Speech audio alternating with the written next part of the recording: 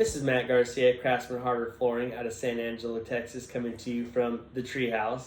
Today we're going to talk about part 6 of our blog series about performance pay. This is a spin-off from the original article that I had wrote for Wood Floor Business Magazine called The Tradesman's Curse. So this is a 7-part blog series, and we're on part 6. And if you go to the Wood Floor Business website, you can look up the article and all the blog posts associated with it. So go ahead and check that out and look at all of our blog posts, because we have been building upon each foundational element to get to where we are now. And we're going to have one final blog post left after this one. And so let's get to the subject. Performance pay, part 6. And this is something that I am passionate about, because building a culture and having employees that are motivated, that they have buy-in, that they feel part of their team, that we can train and motivate them and give them opportunity within our business. That's huge. That's going to separate you from everybody else. That's going to help you retain talent, attract talent, and really it's just more fun. You know, we can really learn and grow better and have a management system that helps facilitate that. So what is performance pay? So basically, let's say you have a subcontractor model and you have a budgeted amount for that project. Well, a subcontractor can try to be productive and be more efficient, and they get paid by the job. So it doesn't really matter how long it takes. They get paid what they get paid. And if they're efficient, they can make more money for the time that they have. And so the issue that we have seen with that model is quality can wane. Trying to train a subcontractor is problematic. You could get into misclassification laws for employees. There's a fine line of what you can do with a subcontractor versus what you can do with an in-house employee. And so what we're trying to do with performance pay is get the best of both worlds. We want the benefits of being a contractor and the benefits of being an in-house employee, really, so that everybody wins and that we can have the best system possible. So performance pay. The way that you're going to pay is similar to subcontractors, but there's going to be an hourly base pay that the employees get. And so they can count on their hourly wage is going to be very consistent. And then we have a budget amount that they're going to get regardless of how long it takes for the job to get done. And so the goal is that their hourly pay is approximately 1/3 of what their bonus pay could be. And so if they're more efficient, they're going to have a bigger bonus. If they're less efficient, then there may not be any bonus available. And so what that does is it kind of gives a hard line of saying, hey,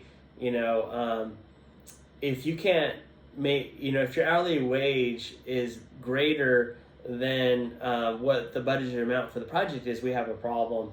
And so, we could look deeper into that. We could see what's going on, but it gives us a dialogue to say, okay, we can't go over budget on these jobs. That's going to affect the profit of the business.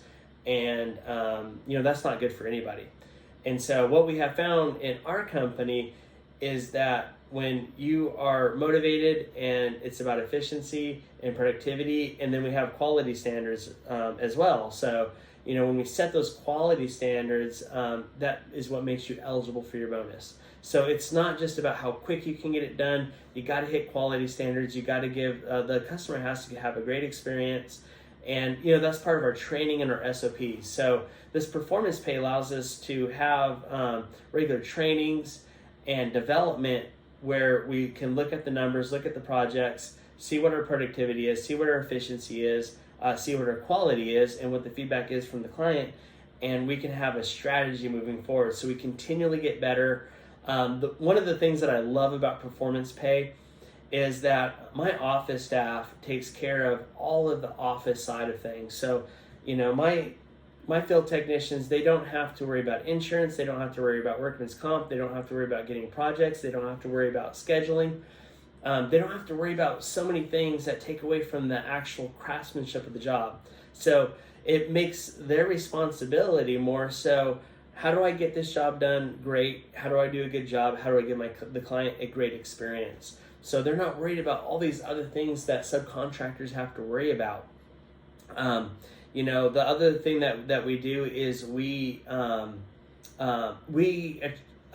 get the apprentices, and we market for that, and we attract them. So as the company as a whole is actually onboarding and taking care of our HR responsibilities, and really trying to feel the effectiveness of our field technicians, so that that's one less thing that they have to worry about. They don't have to worry about finding the next apprentice. We're going to do that for them, and we're going to take care of any issues. We're going to take care of any problems, because that's what the office side can actually address better. So obviously, if there's a problem on site, they can take care of that. But if all the other types of things that could be a distraction from actually getting the work done, we're taking care of for them.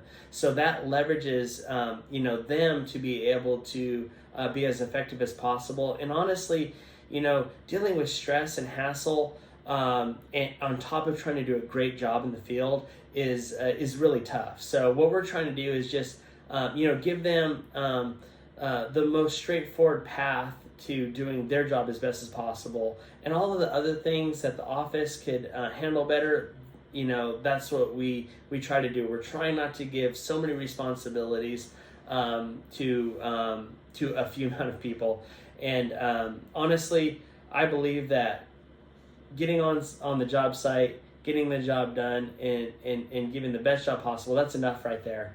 And so we have split those responsibilities up where it seems like it is the most efficient. And so that's a big part of what I feel like is lost in the flooring industry, is really how to build a solid team with the field technicians, and rely less on subcontracting, so that you can have a repeatable experience for your clients.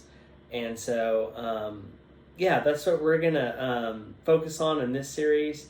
And the article is going to break down exactly how to do this, how to manage it, how to structure, and a lot of strategy tips too, because this is a great way to build strategy and grow your company, and have a path forward where everybody can win and everybody can be successful. So that's the most important thing that I think that we can take away from this, is how do we create a system that makes everybody as successful as possible.